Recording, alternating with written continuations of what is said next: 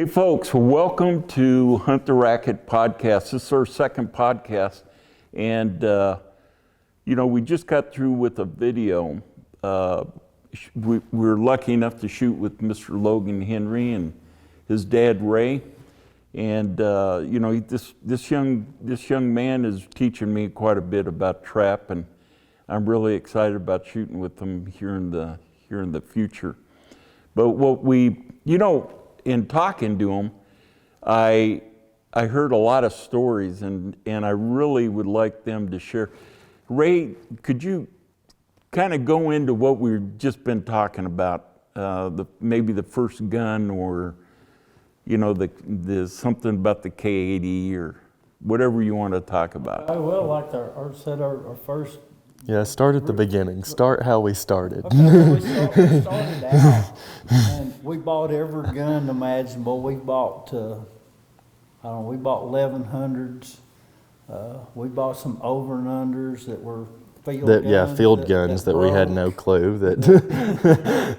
We didn't know how to fit one or anything.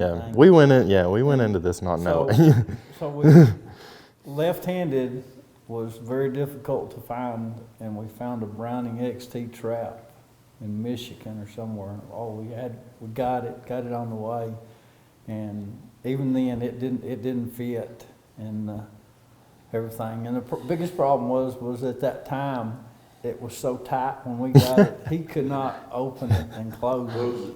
So we went through a major series of 100 push-ups a night. Yeah, and I was very, very dedicated to that. I mean, I literally could not open the gun. Because I remember the first day, he had it in a little work car that he had, and him and his buddy said, "Logan, go out to that car. There's something in the back of it." He said, "There's a box I want you to get." And I opened the back of the car, and I saw the Browning. I opened the box, and I was like, "Oh my goodness, this is my dream gun." At the time, this is my dream gun. And I thought he was surprising me later or something. So I went back in and I was like, I don't see what you're talking about. And they said, "Oh yeah, there's a box out there that you need to bring in." So I think I went back in and they said, "Bring the gun in." Oh my goodness, I was so surprised. You had yourself a winner there, didn't you? I loved that gun. And you couldn't break it open? I could not break it open because that day I think we went out and we tried it out, and I was like, "Dad, can you please open it up?" And I don't know, I was probably was I even 15? No. Probably 14 years old at the time. 13 or 14. And so you told him, "Hey, I know how to fix this." Yeah. 100 push-ups? Yeah, we just kept using the 1100 until he could manage the gun the correct way. Yeah, he kind of got the gun off season too, so I kind of had till the next season. But off season, I picked that gun up every night, and I did gun mounts with it every night, and I pretty much I've worked with that gun until I could pick it up and I could manage it by the next season. So how well did you do with the gun? Did you shoot good with it? I did. I've shot really good with that gun. I've had a lot of 100 straights and singles with it. I made the 27-yard line with that gun. Wow. I don't know if I ever ran a set of doubles or not with it, but I've shot really good with that gun. So when did you get your Craig off? Is there a story there? There's a long story with that one.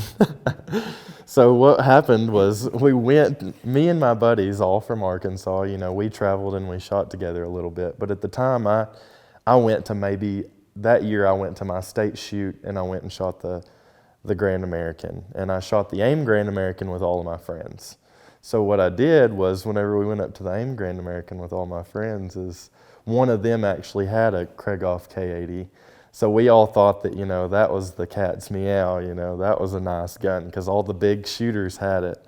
So we all just went in the booths at the Grand, and oh my goodness, several of the guys just didn't want us kids to be in there. And finally, Doug Gray really let us walk in, and he said, "Pick any of them up you'd like, take them out, try them out." And that's what, I saw then the shining beacon whenever I walked in that place was he had one K80. And it happened to be a trap special, which is what I knew I wanted. Well, he actually had two. One of them was a logo gun That was not a trap special. right, that we thought, Yeah. well, that's the one, and that's the gun we were going to try out. Okay, his friend's grandpa bought that gun right before we got there to try it out. So I tried out that next trap special gun, and I went out, and right off the bat, I walked out there and ran 50 straight. And at the time I hadn't, it wasn't a huge, it was a pretty good achievement. You were in trouble. Oh, And yeah. he was in and big trouble. JD was standing there just like, yeah, we've got this one. It's really me. So needless to say, we didn't get it that day, and it was the last day of the Grand. But within 3 weeks, we had the Craig off at the house. Crazy. To the despite of my mom, who almost had a caliber. Yeah. That's a fantastic story. So, and you've been shooting that ever since? I haven't changed at all. Well, I'll tell you, I've young changed man, stocks a few times, but I will tell you, you shoot that gun very well. 2 years ago, I was shooting with you at the Grand. You guys were kind enough to let me jump in on your squad, and I was very impressed. You were down for 400 straight. yeah, going into championship weekend until we had that first target come out on the handicap. And I mean, I don't want, I don't want you to think too bad about me. But when you missed that first bird out, I went, because I was like your dad. I was more worried about you than I was about me shooting. And I'm thinking, man, he's got to do good. And I still when remember you just missed that laughing. one, it was like the weight of the world came off my shoulders, and I said, "Oh, thank you. Now we can get down to business." Exactly, yeah. But you shot pretty good. I think I had like a 94 or something Yeah. with it, I mean, I tell you, if a bad round for you is a 94, and for me, I would kill for that. But I was real proud of you at that meet. The one thing I've noticed about you is that your averages, I would put you in the top 5 of all shooters in the United States.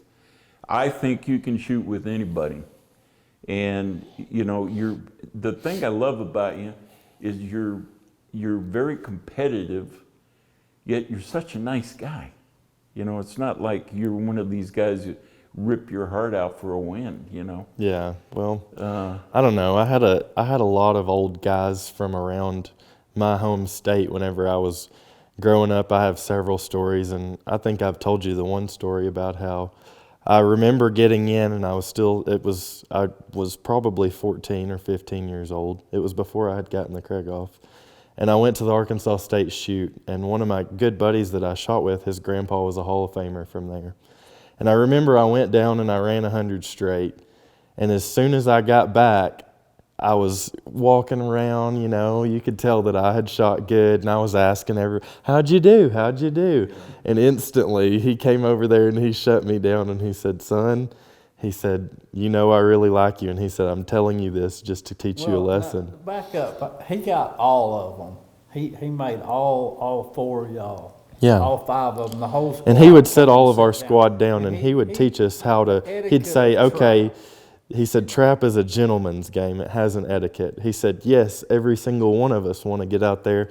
And he used to call 100 the long wheelbase. You've got the 1 followed by the 2 zeros. And he said, everybody wants to have one, but a lot of people don't have one at the end of the day. And he said, sometimes you need to be humble. He said, if they ask you what you shoot, certainly tell them and say, well, how'd you shoot? But he said, don't always be flamboyant and in your face about it. Right. What I mean? Well, you can always tell at the end of an event, the way someone comes up to you and says, how'd you do? I can tell you right then what he did. And another thing is, when you coach them, even my high school kids, it used to infuriate me to see one throw a hole or something, Yeah. And right then, that's when You know, we don't act this way. Oh, yeah. You know, it's, Right. you know, this is, We had a phase of that. Yeah. I had a phase of getting mad at one point, and I remember one time, I don't know if we were at just a local trap shoot or if we were at a state shoot, and he told me that he literally said, if you want to throw those holes and you want to walk off really mad, he said, we will take you home, and he said, I'll put the camper up right now and we'll go home. I don't care if it's Monday. Yeah. He said, because we're not going to be mad. He said, we're out here and we're spending lots of money, and our intention is to have fun.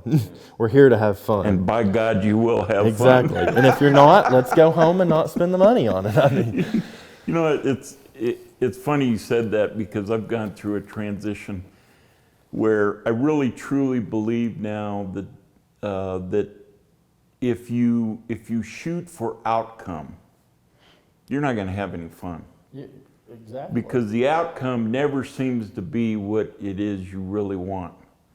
Occasionally it is, and you feel good about it, but if you shoot for an outcome, for results, you're not going to shoot as well as if you just stay in the process, stay in the moment, exactly the moment. and just enjoy every aspect of that shot.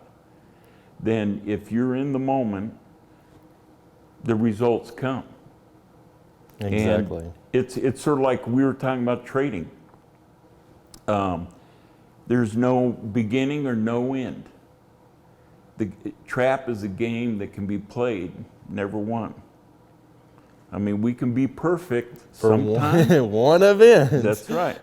But then odds are there's 2 more events that day. The beast is right around the corner. Exactly. That's what I always tell people. It is a beast. If you Yes. run 100, it's liable to slap you right in the face with the very next event. But when you shoot that 100, the feeling, just for that 1 second, Oh. you can't.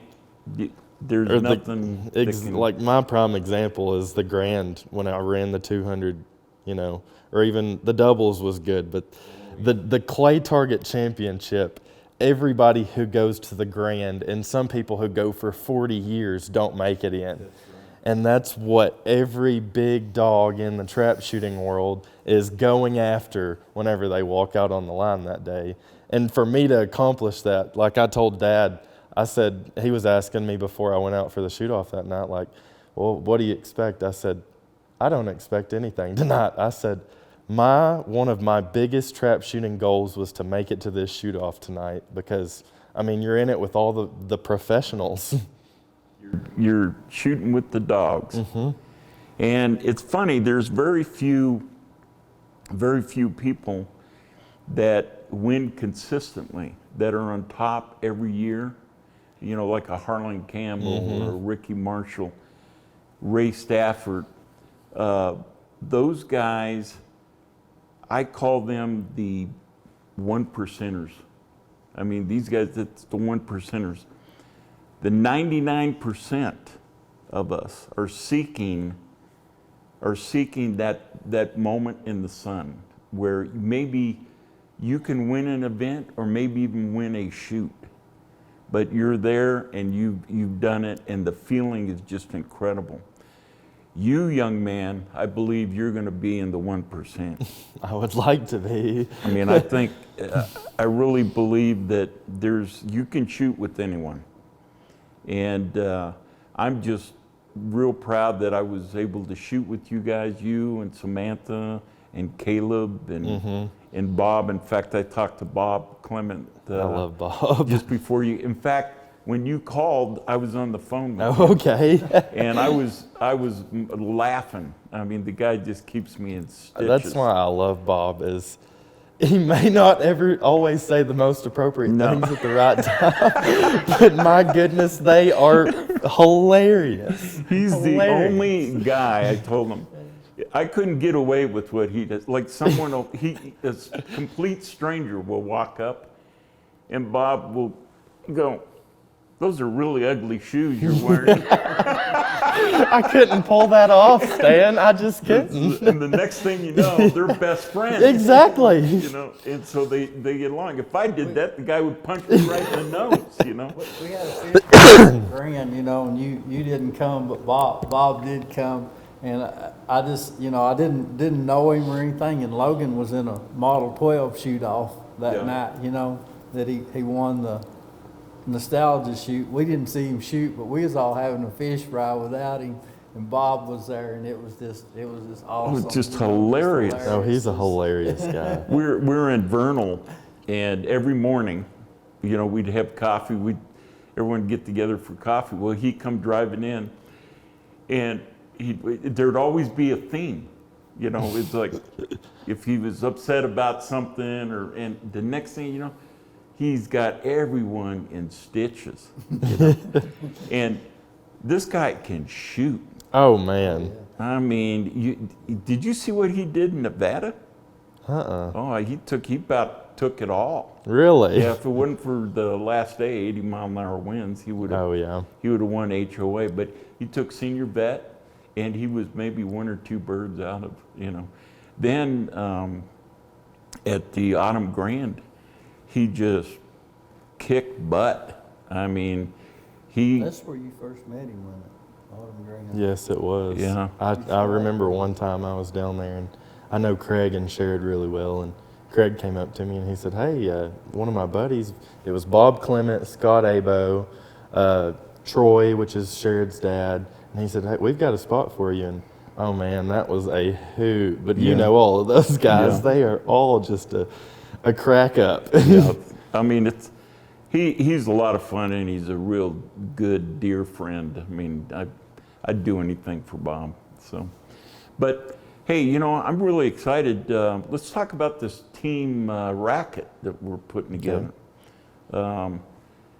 You know, I came up with the idea that, you know, I wanted to do something nice for the, you know, for the ATA, and I came up with the idea that I was thinking about doing scholarships initially. And I don't know, I noticed that some kids would get scholarships, and then next thing you know, they drop out or Absolutely, or whatever.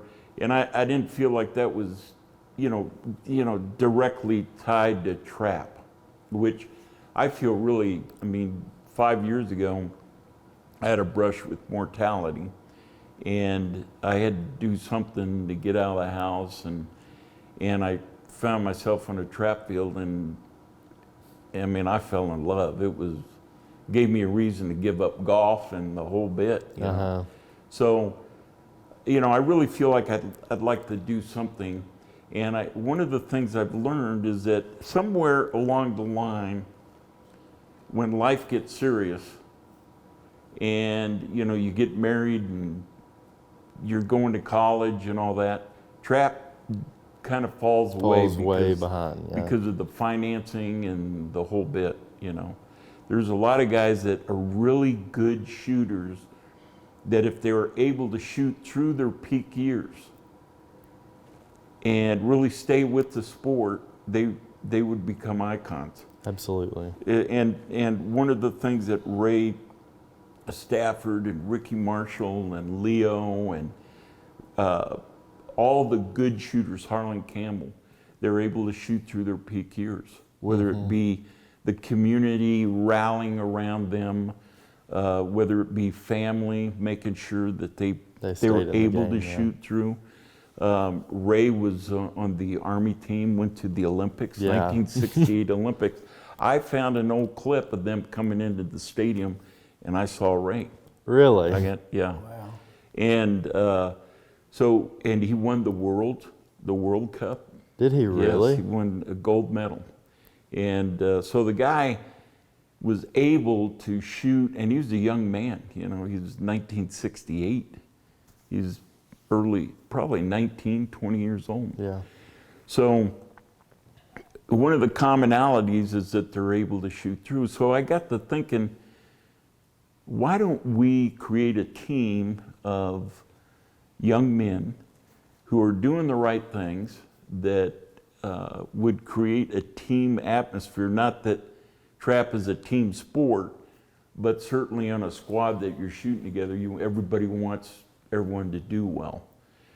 What if we were to help them stay in the sport for a while?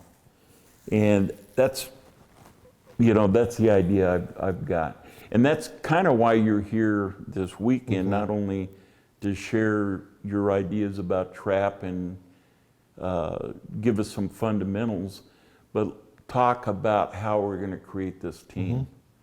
So give me some thoughts you have on that. I mean, I think it's a good idea. I know personally that after last year, and we made a pretty good run at it, that, like Dad over here, he just said, with college and everything, it's expensive. We just can't, we can't do it forever. I mean, so it was going to have to end at some point. And I know personally that I have a lot of friends that do that, but if they could stay in the game, and every one of them, it's just they went to college, and when their parents have to pay for college, I mean, they simply can't do both. Right. And I think that'd be great because, I mean, that'd keep a lot of people in the game. And I completely agree with, we've talked several times before, that a lot of us never hit a peak age of being mentally mature and bodily mature, to have your peak years of trap shooting. Even me, I'm getting there. I'm 20 years old, but I probably have not even.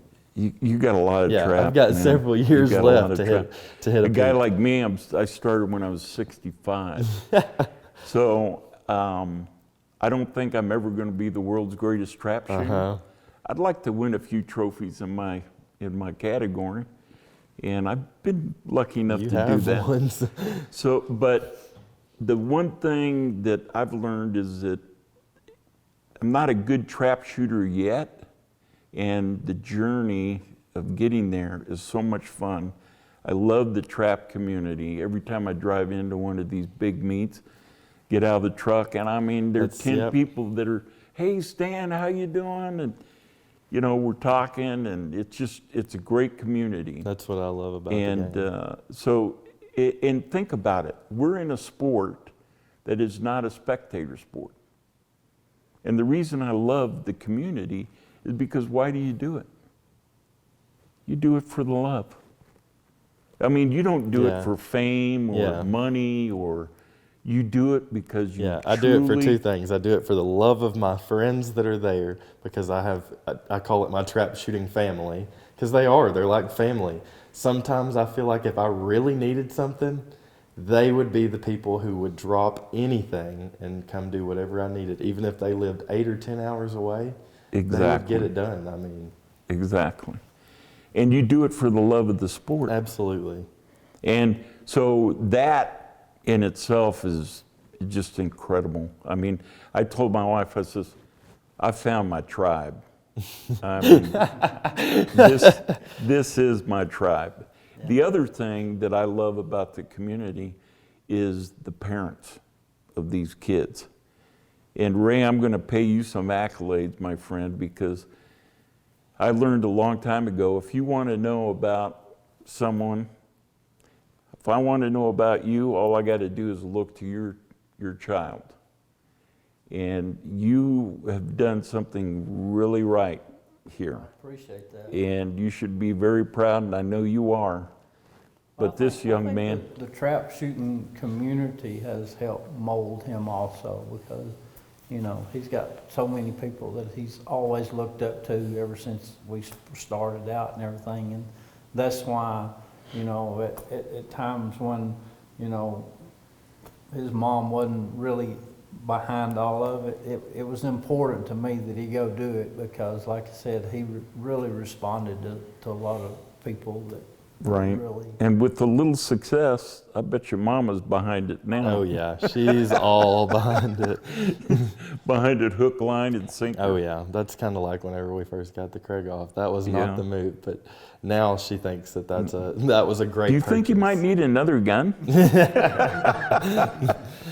Well, the one thing I notice about the parents I go and I talk to, I love shooting with the kids because they have this ability, they have fun. They're really good. And when they miss a bird, like I shot with a what's her name? Peyton D. Tavernier. Peyton de Tavernier, yeah. And just the cutest little thing. And when she misses a bird, she's like, almost makes a joke about it. You know, you could just see her demeanor, you know. And she's always there. She always gets that 97 in handicap. Oh yeah, she's a good shooter. She's a very good shooter. I think she's an up and comer. You know, she's going. I think she's going to Doane with Ricky. Ricky's gonna coach her. So I think that's gonna work out. So it's really only well going to go for her. up, you know, up from where she is.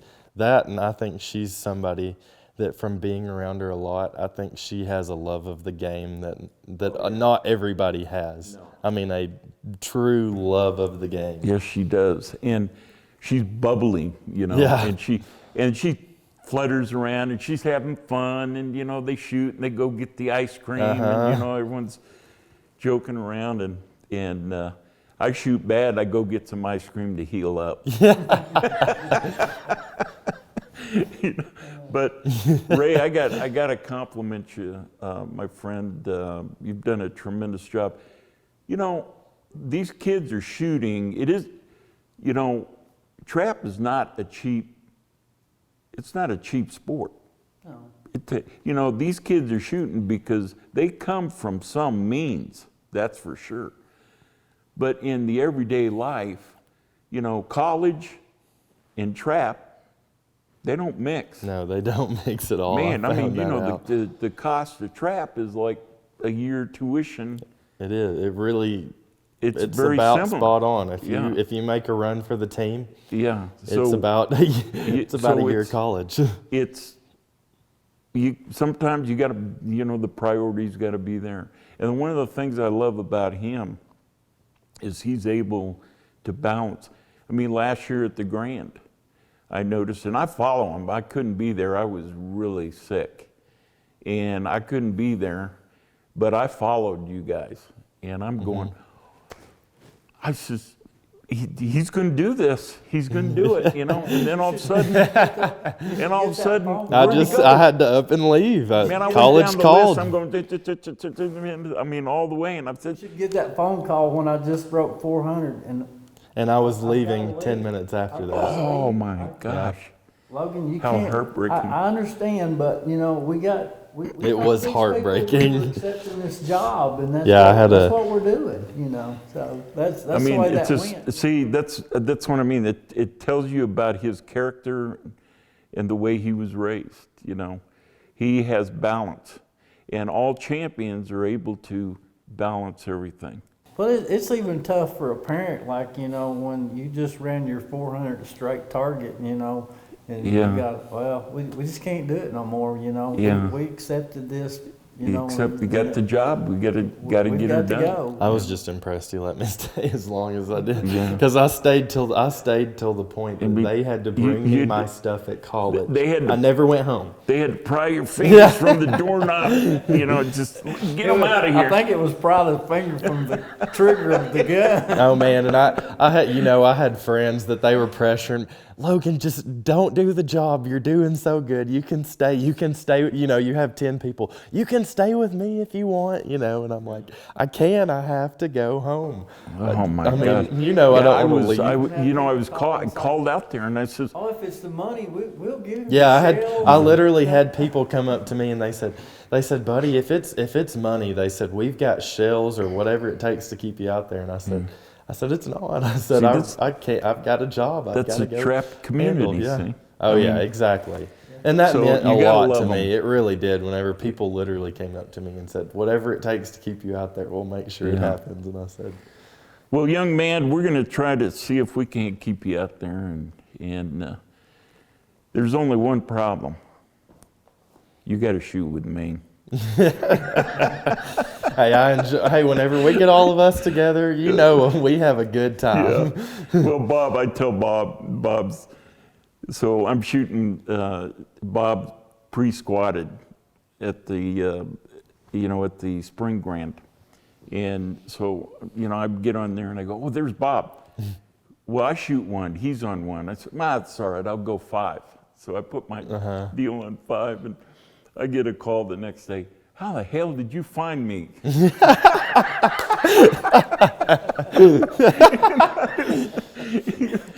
And that's probably I said, what he "Bob, if opened you want with. Me to, man, I'll change squads, you know. I mean, and he was just cracking up. He was giving me a hard time. But so I'm looking forward to shooting with him, and we've got a really good squad going out there. Hopefully, we can get you out there, young That'd man. be nice. Yeah. And Britt Dalton. Britt Dalton he's going to be on the team. So the first two members of Racket are you and Britt Dalton. And I think I've got to know Britt Dalton. He's coached me, you know, quite a bit. And he's taught me a lot and he's very detail oriented.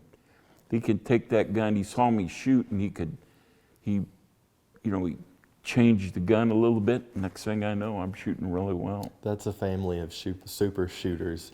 And from the time I met them, and it's been years ago, super guys, just super people. Yes. You knew instantly as soon as you met them.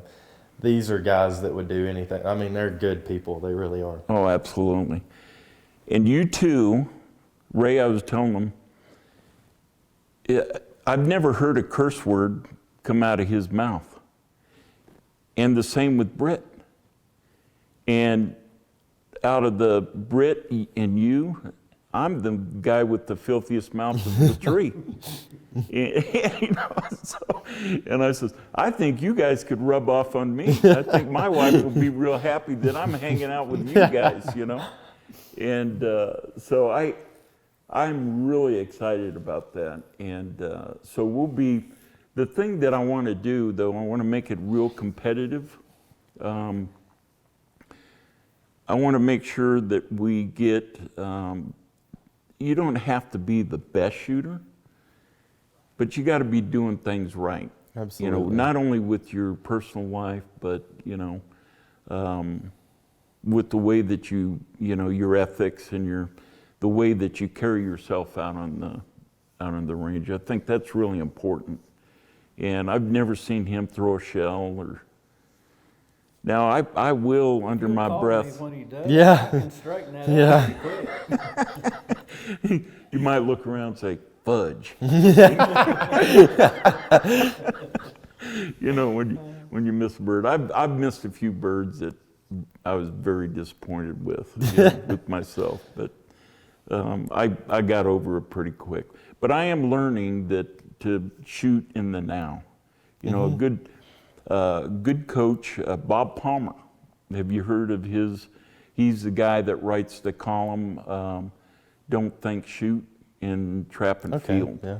And he's a high performance coach, sport coach. He's a black belt. And I think I might have said something to you about that one time. he works a mental game. Yeah. And Bob Clement has gone through the program with Bob. And that's why he's shooting lights out. And Bob is, you know, he's taught me a few things, and I'm just now starting to understand some of the mental part of it. It's, you know, there's no beginning or no end. There's always another clay pigeon. Exactly. That's why you can't get disappointed for missing one, because even if you have a bad round, that's kind of, you know, after a bad singles round in the morning, you tend to want to get down. But if you get down, you're down for the handicap and you're down for the doubles. Exactly. And that's why, doubles is my favorite game. I usually shoot well at doubles. But I mean, that's what I always have doubles to look for at the end of the day. And I go out, and with every time that I go out there for doubles, my intention is to have fun. Right. You know, doubles is fun though, and most people would agree with that. Exactly. But the whole point is to have fun. Exactly. You know, I'm at the point now where, so I did a study on shooting 100 straight at the 27-yard line. We talked about this. And I found out the odds of going straight 100 are 100,000 to 1. So 100,000 rounds, 100,000 100,000, 100 before you target shoot rounds. 100. Then I've still got a lot to go. I still have life That's in me, right. Stan. So look at your registered birds. And, you know, I ask a lot of, Ray Stafford, He has 57. Yeah. 57. And there's some Hall of Fame guys who never had one. Yeah. Never shot So one. statistically, Ray is a odd duck Yeah, because he's ran a lot according to Well, me. hey, have you got 100 yet? I have not. We're gonna get I've it had this several year. 99s, but This year. lots of 99s. Yeah. But But, you know, so those guys are in the upper, like, 1%, 0.1%, Yeah. you know. So after I did that study, I go, so why do I take this so serious when I shoot at 88? And I get all mad at myself, you know. So I asked, why is that? Well, your pattern at 40 yards starts becoming random. It starts really opening up. And with the, you know, the Garmin, I found out I was shooting them at 43 yards. So I'm right on the cusp there. So you can actually be on that bird and still, it'll find a yeah, hole. I'm curious I want to, if I can, I want to get out there and try that. I've got that Garmin. Because that's what me and Dad talked about is, you know, I'm in mechanical engineering at college, so Yeah. I'm a statistical kind of guy. And I just think statistically, if you had a tool like that that could tell me things like that. It's better than a you pattern could- board. It's a moving pattern board. The bird's moving, so it'll tell you where you're So shooting. it tells you where you shoot on the bird. Yes, And yeah. see, that's incredible because, It tell you how many inches that the point of impact is from the bird. and that's incredible because for so long you've had so many people that preach to all of us about you cannot aim at a pattern board and get a true pattern of what you're shooting out there. So theoretically, that Now is you your have ticket the to give you moving- an exact pattern. Right. Yeah. So what I do is, you know, when I first got it, oh man, I used all the statistics and the 40, you know, my reaction time, you know, and handicap and where I was hitting the bird and all that. And I kept studies of that and all that. And I started thinking, I'm thinking too much. Oh yeah, you know, can you definitely overthink It's it called though. it's called analysis paralysis. Okay, so I learned that I use it for my pattern board when I go to a different location. I go to the 27-yard line, 3, post 3. I set it up. I shoot 5 times, and if I'm on, bingo, I'm set. If I'm not, I do my adjustments, and I'm done. You know, that's where I'm going to shoot. And when you're out here, you know, you could fiddle around with it. Like I was talking to Dad, I said, you know, some of the days that I've shot high 90s, 97, 98, 99s and handicaps, like at the Grand, I remember the 90, I think it was a 98 I shot, like the first or second day up there this year. I called Dad and I told him, I said, Dad, I don't know. I said, the first 5 shots, I said, I saw them and I shot them quick. So after that, I said, okay, let's roll with it. If you're seeing them quick and you're shooting them quick, stay on yourself to, you know, not overdo it, but just make sure that as you get to the end of the round, you don't get tensed up and start trying to relax and shoot them a little farther out there. And I had a 98 and I was like, maybe sometimes I'm shooting them a little far out there for the 27-yard line or something. And I think that could really be a tool to help. Well, you know, good shooters like yourself, you're able to adjust. It's like a golfer. You know, different shots have different swings. You know, they can hook it or they can fade it or, you know, to get in under the green or whatever. And I noticed that about the more I shoot, I go, hey, you know, I can shoot off the house or I can hold a high or I can adjust now. So you have the ability to take a look at the bird and adjust before. Yeah, I call that a proactive adjustment.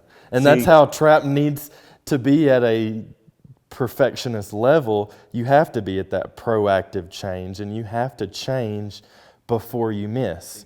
That's why people don't realize sometimes whenever I like really chip a bird or 2 or 3 in a row, I'm sitting there like, and I'm shaking my head and they're like, he hit those. And I'm like, no, I'm shaking my head because I'm usually sitting there racking my brain for why did you chip that target and what adjustment do we have to make to dust ball the next one, you know? Right. And so I do my adjustments after the damage is done. You know, I'm out of it, and I go, well, I might as well, you know, let's try. Oh, yeah, why didn't I do that? Then you kick yourself. Yeah. Why didn't I do that? When I just when I chipped changed. that bird? So, you know, it's after I learned that it's 1 in 100,000. You get that's your chance of shooting 100. I go, why do you take it so seriously? So now the way I approach it is singles is singles. You know, you get through it. You know, make sure, you know, you just do what you got to do. And get up in the morning, open your eyes, and shoot at them. And don't think, just shoot them. And you get through that, then you go to handicap and do the best you can. Some days are good, some days not so good. But guess what? Right after that, we get to shoot doubles. Exactly. That's the fun one. Yeah. So I try not to take handicap as serious, but I do practice it a lot.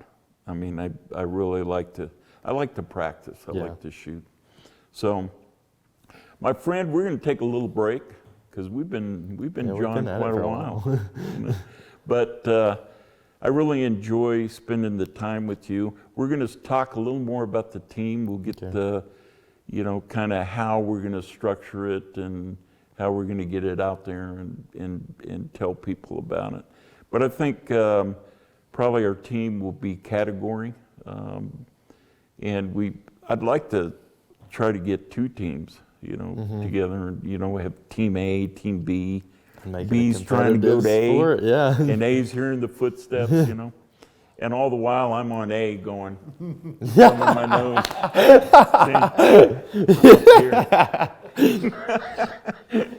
I don't have to shoot good. So anyway, we're going to take a little break, and we'll see you at the Racket. Hey folks, so we're back from the break. You know, I had to go get my Kindle so I could give you the name of this book I was telling you about. Being old and all, I can read a book and I couldn't tell you the name of it or who the author is, but I could tell you, man, it was a great book. Anyway, the name of this book is Stillness is the Key, and his name is Ryan Holiday. And this book really, what it goes into, you know, there's nothing about trap shooting. There is archery, and I think that they mentioned Olympic rifle shooting. But basically, it really delves into how to stay in the moment and how to keep still your mind, keep your mind still. And I think that's so important when we're shooting. It's like, it's okay to think and be aware of what's going on around you, but when it's time to shoot that bird, I don't know if you've ever heard or seen the movie, For the Love of the Game, where Kevin Costner, he's pitching, and he says, clear the mechanism. That's exactly what happens on the trap. I mean, you should clear that mechanism. And that's from the time that you mount that gun until after you shoot that target. You need to clear the mechanism. And then after you shoot that target, we can assess, was that a good hit? Did I do it right? But instantly, as soon as that gun gets mounted, or even a few seconds before, you've got to clear that brain. And the only thing you're worried about is doing what you know how to do. And at that point, your body should be trained how to do it. Well put, my man, well put. I believe this book, Stillness is the Key, and there's another one called The Practicing Mind. I think I've got that right here. The Practicing Mind by Thomas, I need my reading glasses. Thomas Sterner. And Thomas Sterner, you know, he talks about, he calls it DOC. Do, observe, and correct. And when you do, you don't think, you do. So these books are incredible, and I would really recommend that you read them. You know, I read a lot of these self-help books and motivational type things, so I'll be able to share with you some of the books as, you know, we go on and all. Now that you've got a couple books, I think you mentioned to me. Was the first one, was it called The Zen of Archery, I believe? I believe so. I think so. The Zen? I think it's The Zen of Archery. The Zen And of what Archery. it's basically about is it's this archery instructor that's, I believe it was in Japan or somewhere in Asia, that he takes the kids and he teaches them how to do archery, and it's unconventional, as Yeah. I think we talked about your book that talks about archery is, but in the end, I think it really teaches you how to focus and zone in, you know. Yeah. And, you know, I mean, trap, I think that's one of the reasons I love trap, is that when I'm shooting, all I'm thinking about is that clay pigeon, you know, and nothing else. There's nothing else other than me and that bird right then. And, you know, you do it for, you know, a couple hundred rounds at practice. I feel pretty good after, you know, practice. I feel like I'm kind of refreshed and ready to go back to the cold, cruel world, you know. So, but hey, let's talk a little bit more about this Team Racket. Now, I noticed you finally put on that hat. Yeah, I did. You know, isn't that amazing how that Hey, works? this is a good-looking Today's cap right here. That's all I've You got to also had a say. wardrobe change. we had the makeup.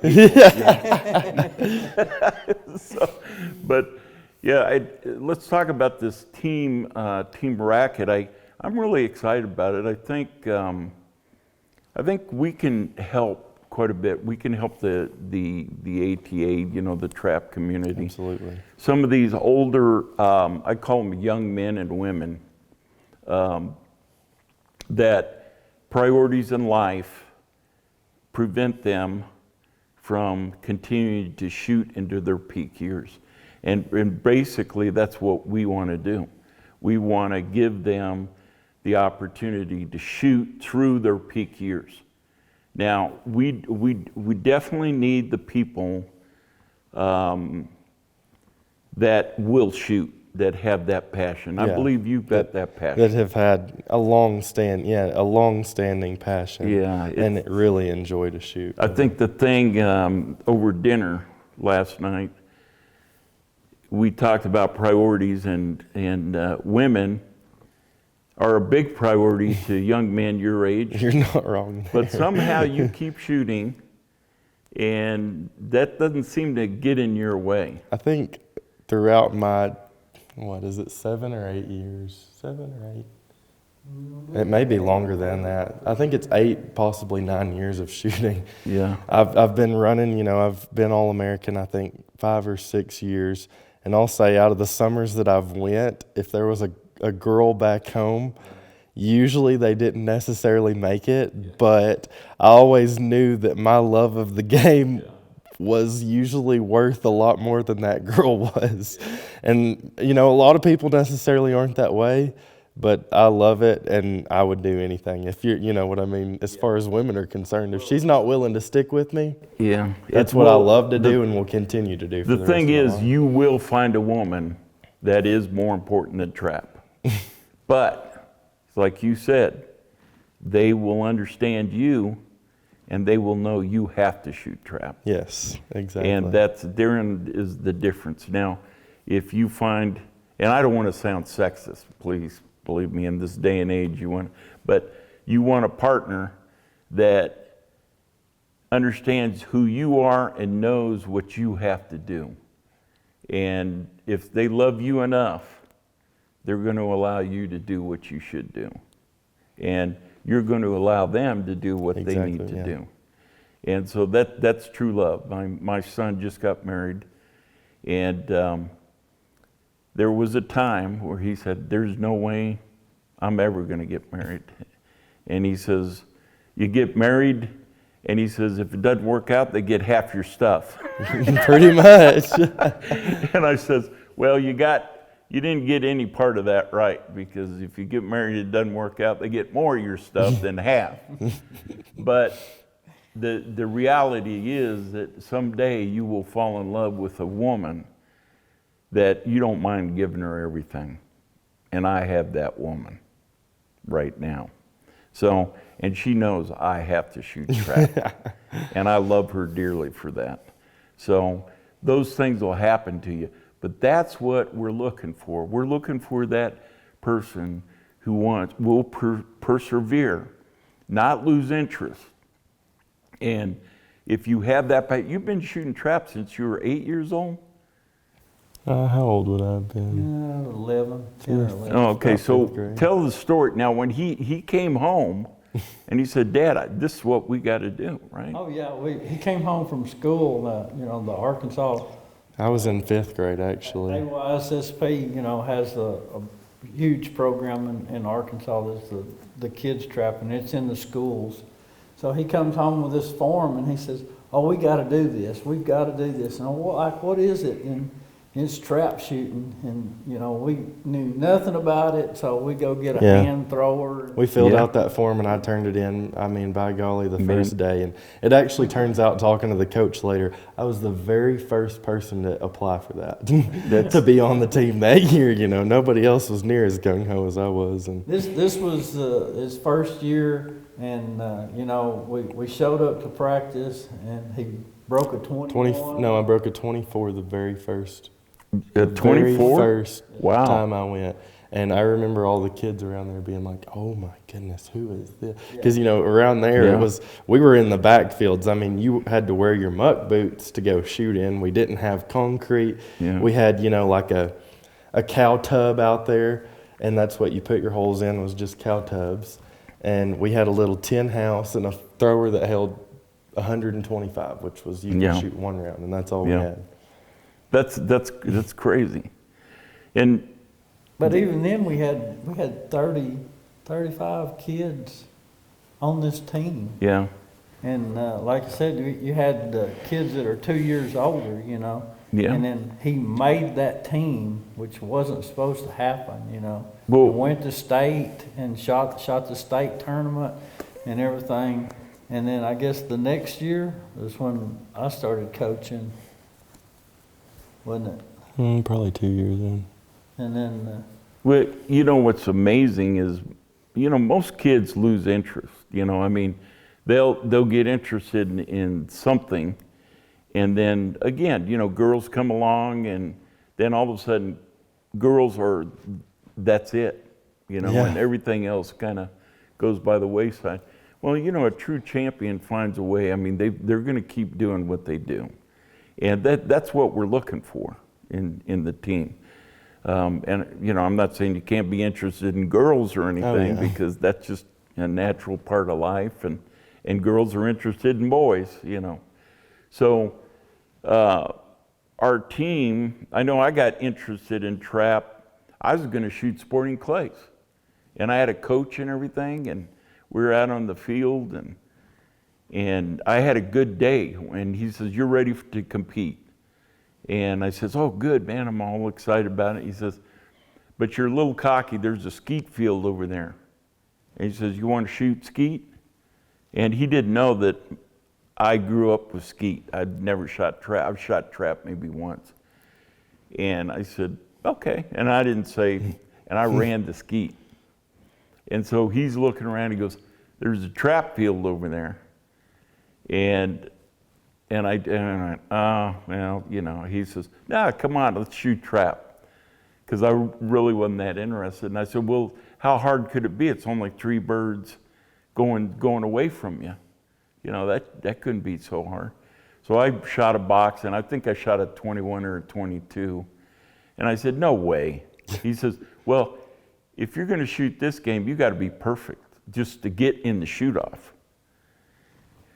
And that stuck with me. And I think he was trying to discourage me because he wanted me to stay with the sporting clays. And that stuck with me. And I says, "There's no way. Give me another box. I can shoot." So I did the same thing, shot a 21, 22, and did the same thing. And I went home, and that night I said, "You got to be perfect." And he says, I said, "You know what? I can do this. And when I'm perfect, then I'll quit and I'll go back to sporting clays," right? wrong. It's Never never gonna have, man. I happen. mean, it's in my blood. But so this instructor, he called me up and says, "Oh my God, I've lost another one to trap." So I mean, really, that's what we're looking for, and we want. And so now I shoot trap because I have to. You know, we talked about last night all the cool things, but. So what we're looking for is that individual who has to shoot trap, who's good, it's very competitive, and is doing the right things in life, but needs, let's say that because of priorities, they can't dedicate themselves to the sport in their peak years. And that's something that we want to help out with. So with that, I think at the bottom of the screen, we're going to include my number. So if you think you're one of those individuals, we're looking for young men and women that need to stay in the sport. And so you can call this number. Do you want to give your number? Yeah, I can give my number. Okay. Yeah. You'll get Logan's number, and I think Britt Dalton's number as well. You can call any one of those three. I realize that some of you young adults don't really want to talk to an old geezer like myself, and so maybe you'd be more comfortable, or Britt or Logan, so feel free to give them a call. So is there anything else you guys want to talk about? I mean, I was just going to add, that, the people we're looking for is we're looking for people we're looking for good individuals. We're not necessarily saying that you have to be going to college. That's a good instance that Right. A lot of kids I know that I'm friends with, a lot of them, they quit shooting because they go to college and their parents simply can't pay for it. So, that's one of the really good reasons for why people would be interested in this. And Right. I think there's a lot of different, reasons. But there's some kids who can't afford college that go into the military. And there's some of them that come out of the military and the VA, and they're going to college, and they're good people, and they're doing the right things. I mean, so we understand there's a lot of a lot of different ways. circumstantial, Yeah. But we need good character in people and a love to shoot. Yeah. You don't want to be throwing those shells, right, Dan? Yeah. Although I have been known to say a few things under my breath. And At like least I it was said- under your breath, Yeah, I suppose. I mean, So, it's like I was saying, you and Brett, I've never heard a curse word out of you, but I'm got the filthy mouth of the three. So, but and I apologize for that on occasion. But yeah, you're right. I mean, there are different circumstances and what have you. But we really want your heart to be in the right direction.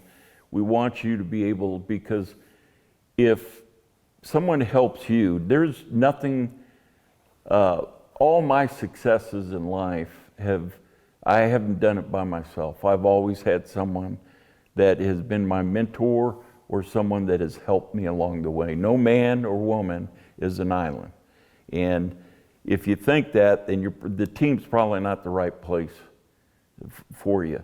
But what we want is we want to propagate the sport of trap shooting organically through individuals, in the sport that will help other people. So people have helped me. I may help you. You will help someone else. They will help, and it'll just keep going on and on. And we will allow the future All-American and Hall of Famers to stay in the business and be icons like Ray Stafford and Ricky Marshall and Harlan Campbell and what have you. So that's what we're trying to do, and we'd love to hear from you. And I know everyone's got a story. Everyone has someone that they think, and believe me, there's not enough time or money to help everyone. So it's going to have to be a competitive type situation, and not that you can't keep trying, but to make the team, there will be a shoot-off, and there will be things that, you know, you have to accomplish to make the team. And hopefully we can have 2 teams, A team, B team, and, you know, the B's, all, like we said, you know, the A team's hearing the footsteps, and the B's are saying, we're going to get you, you know. But everyone in the spirit will want everyone to do well and help each other, so that's what we're talking about. Oh, and another thing, I was talking to my good friend Bob Clement, and Bob is a great guy, and he's older than I am, and he's kind of my mentor in the trap world. I have a lot of mentors. Ricky's a mentor, Bob's a mentor, Britt's a mentor, and he's younger than I am. You know, everyone's a mentor for me because I've only been doing it for 4 years. But, you know, Bob was telling me, hey, I saw your first podcast. And he goes, it's too long. And I laughed, and I forgot to tell him that, yeah, these are long, but it's sort of like Trap Forum. You know, we're just talking about trap and the trap world, and which I love. I could do all day.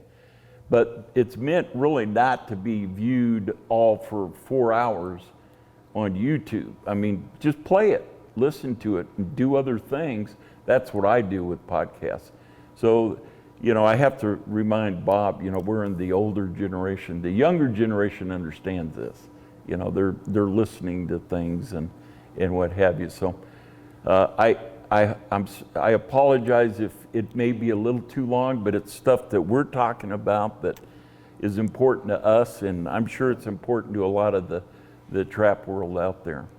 That's number one. Number two, a lot of people have come up to me and says, hey, what happened to your Kohler? And so I want to put to bed this idea that just because I'm shooting another gun means I don't like the gun that I had. And again, I've only shot trap for 4 years.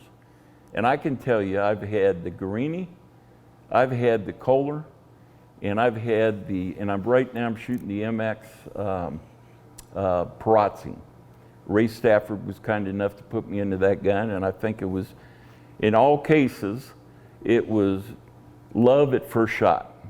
And I will tell you right now, I love every one of my guns. I think you can't go wrong with Krieghoff, you can't go wrong with Kohler or Perazzi or anything. Yeah. So please don't think because I'm shooting a different gun that I don't like another gun. That is not the case. I mean, they're all magnificent, you know, high quality trap guns, and I just enjoy shooting. I enjoy shooting them all.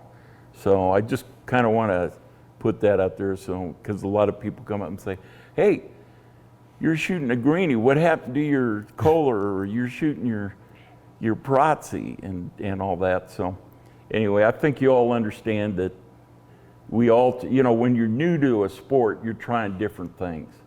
And I think I pretty much got it narrowed down to what I like. I actually shoot the Perazzi for singles and handicap, and my Guarini for doubles, because I shoot really good doubles. I had the custom stock made and what have you.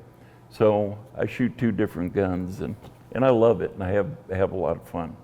So Ray, is there anything you'd like to say, or? On the books? Yeah. We were talking about the books earlier. It's Trap Shooting Secrets 1 and 2 by James Russell. Okay. And I think the second book's actually is Precision. I believe. Now what's the name? The first book is Trap Shooting Secrets by, is it James Russell? James Russell. And then he also has like a trilogy book. So you start with that book, and that's supposed to be like, even if you were starting new to trap, you could buy that book and you could learn a whole lot about trap. But then once you get more in the, I would say, you know, like you're shooting 24s or you're shooting, you know, even 99s.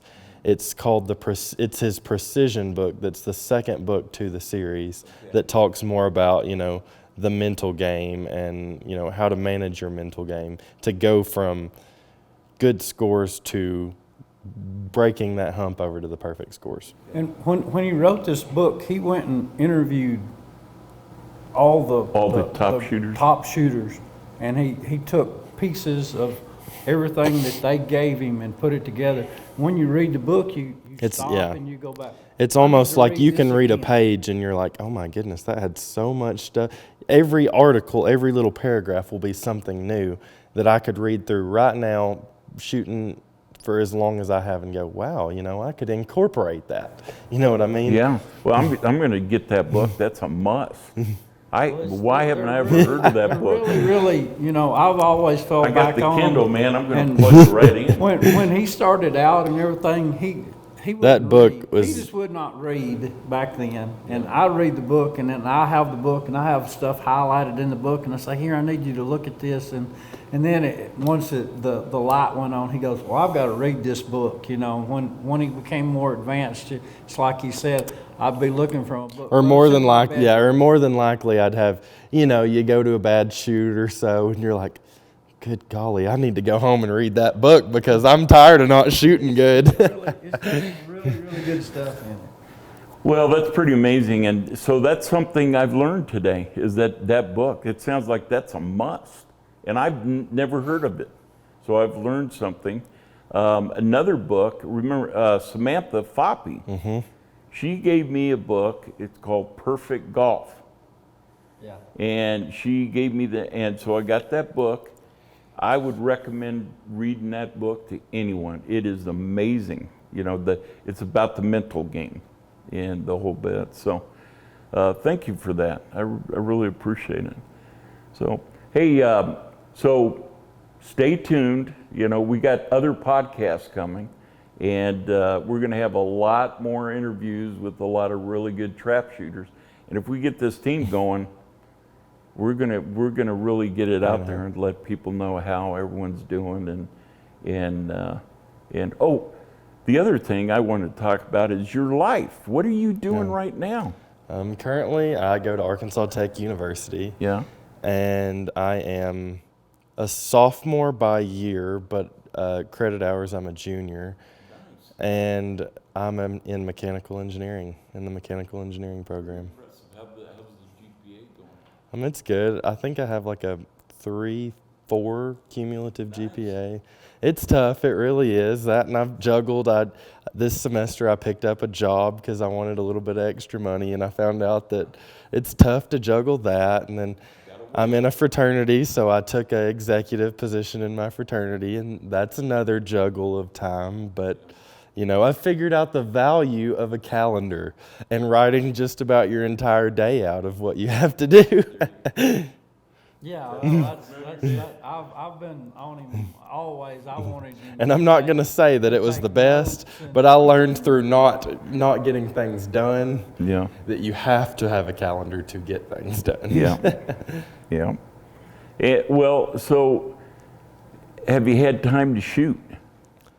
Since the Grand, I'd say I've been home probably 3 times. Yeah.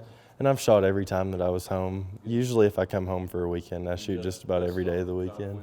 Yeah, because I actually found out last year when I went to college, and I didn't shoot until about 3 weeks before season, that I was playing catch up through about halfway through the season just to try to dust off the cobwebs. So I vowed this year to myself that it was not going to happen. Yeah. Well, I followed you last year, and I knew you were shooting yourself into shape. Yeah. So you started out, and you just kept getting better, and just kept getting better. So that's what champions do. I mean, you find a way to get it done, and you found a way, my friend. You Through really lots of video watching, book reading last season, but finally I found myself back again. So let me get this straight, Dad. You had a hard time with reading and writing. Absolutely. I would want him. This book was like I said, it was really. It's a good book. Informative to me. Yeah. So I'm telling him, and it'd be like, well, you just read it and then tell me, Yeah. Well, we would go through that in practice and all that, and he's always been extremely coachable. Mm-hmm. Now he's never, even at a point in baseball, it was like, well, I know more than you do, and then all of a sudden, like I said, when he was in high school, he's like, come here, what am I doing, Yeah. And So that was something big for me, you know, for him to go acknowledge that, hey, he knew what he was talking about. He is. You're a very good listener. And Very he's good always listener. like, the coaching, you can coach him. When he tells you something, he analyzes it and goes, yeah, I understand what you're saying. Yeah. You know, or I'd grab my phone and I'd video him and I'd say, look. Yeah, I'll admit there's been a lot of times that I have said no, but he would be the first person to get the camcorder or the phone out and go, yes. Yeah. Well, you know, I think that's all, you know, the nature, you know, there's a little tug with the father and son. But I always wanted him to, because I had done it in my sport. I wanted him to log everything, like, Yeah. you know, where he went, what he shot for the day, what the weather was, you know, wind, everything. What traps did I shoot? What traps do I like? What do I not like at this place? Did somebody piss you off? Or, Yeah. you know, I don't need to shoot with him again. well, that, you know, just you can Every sign up, detail is sign not a note, bad everything, thing. all that. And year to year, you know, like I did it with lakes, Yeah. you know, and conditions, and I wanted him to be able to do that, and I've never been able to get him to do it, and now he'll look back and he'll go, boy, I wish I'd have took note to that, you know. Yeah, so last year was my first year. What was I? I stayed with Dale Stockdale. I stayed at Iowa, and I had talked to him a few other places, and I think it may have been in Tucson one year or something. He told me about how his journal that he kept from every time he shoots. And finally, it kind of hit home, and I said, after I went to enough shoots, and I would have to, I had been there for several years, and I would have to go and make adjustments all over again. I finally got to where I was like, you know what, Dale's right. If I would have wrote that down from, say, 2 years ago at the Kansas State shoot, I would know where to shoot and where to hold my eyes, where to hold my gun, so that whenever you rolled up, you could shoot 1 or 2 practice Step rounds right and in. you were right back in it where you need to be. That's right. You know, Dale is there's a great story. I mean, I was lucky enough to interview him at the Heartland, and I got to know him a little bit, and what a great guy. You know, now there's a guy who gives back more You're than not he joking. receives. Yeah. And he's a great shot. He's always He is. on the All-American Always team. on the But to talk All-American to him, you think, I'm not that good. You know? He's very humble, but he's really a good guy, and I feel blessed that I got to meet him, and I try to shoot at that Heartland every year. This year we get to shoot it twice. You know, so we'll be able to do a little catch up in the shoot year.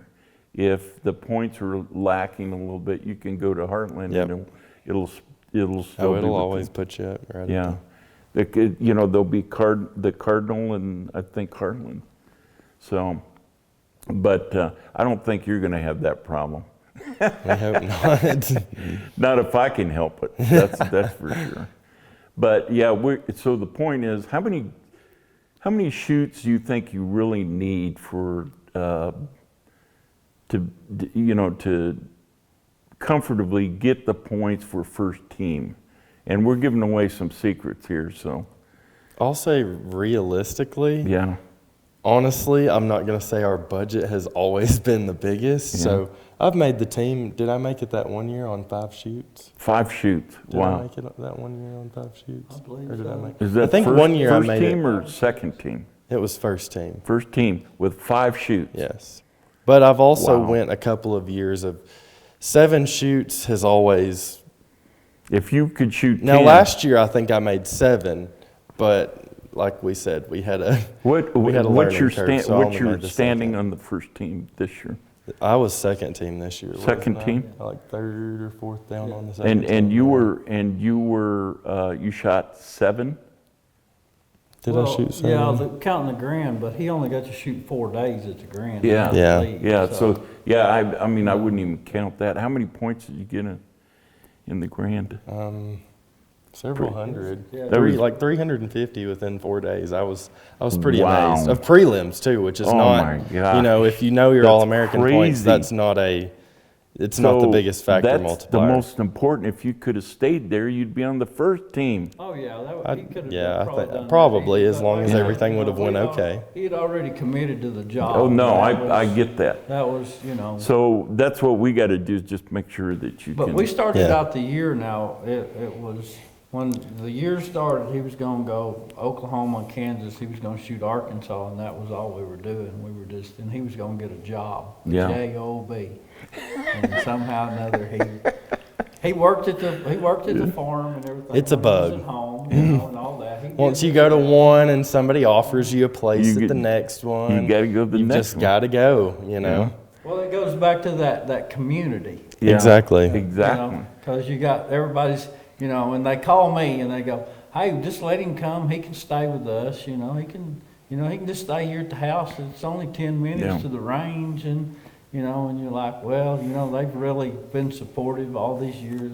Okay, go ahead and go, and you know. And then that you get turned into a phone 2 or call- 3 you week get that trip. phone call and goes, well, the zone's here next week, and It saved me Dawn money. said, you know, that if you want to just stay here, you can stay here, and we're going to go do this, and Well, okay, so are you planning on shooting at the spring grand? If I could break away, I definitely would. We'll see how my schedule Well, I'll works meet out. you down there, my friend. You'll be standing in line with me. So, and Britt's going to be there. I'm going to really try and get him there. So, hey, you know what? You know the old saying. You know is like, yes, you have a friend in the trap business. You made a friend, my friend, me, and I'm going to try and make sure that you shoot the right amount of meet you have to get on. I think you could be the captain, my friend. I think, yeah, you know how me and Dad have always talked about the captain spot, and it just takes the means to be able to go That's around right. and shoot enough, you know. Well, what I we're mean? going to try and get you there. And that you're very right. Like the spring grand, that's a secret that I would never mind telling anybody who's trying to chase points. If you could go to every satellite Grand American, you could nearly skip shooting for the summer and captain, as long But- as you went to the grand Yeah. and were successful.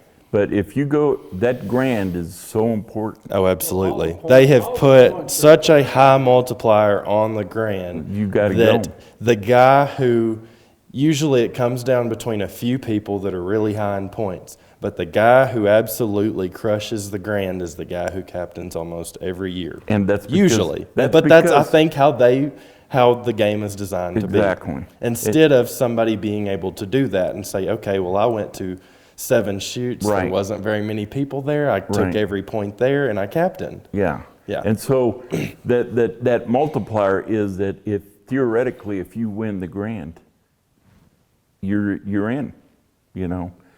And you can't play the games, you know, there's, Yeah. like you said, the shortcuts and all that. And I know they're out there. And you want to put yourself in a position where you can win. But, you know, you want to do it head on. You want to do it the right way. well, that's one thing that we've always said. Yeah, there's a couple of ways to make the team. There's some, We've never avoided the competition. yeah. Yeah. We can't I've go- went to the we same can't go play shoots with the big for dogs and we'll just 6 stay on the years, court. and if you wanted to show up to that shoot, I didn't care who you were. I'm going to be there. You know, come and shoot with me. Even if you're better than I am, you know what I mean? Yeah. Come and I'm going to try to give you a run for my money, but I'm going to be at this shoot just about every year, you know? Have you ever heard of Steve Prefontaine? He was a runner back in he went to Oregon State and he died in a tragic automobile accident. But this young man, his philosophy, you know, his coach was the founder of Nike. And his coach kept saying, gosh darn it, you need to pace yourself and you'll win the race. And Steve, he'd say, no, I go out of the starting line as hard as I can and I finish as hard as I can. That's what running's all about. And if I don't win, that's okay. I'll make you bleed. You can beat me, but you will bleed.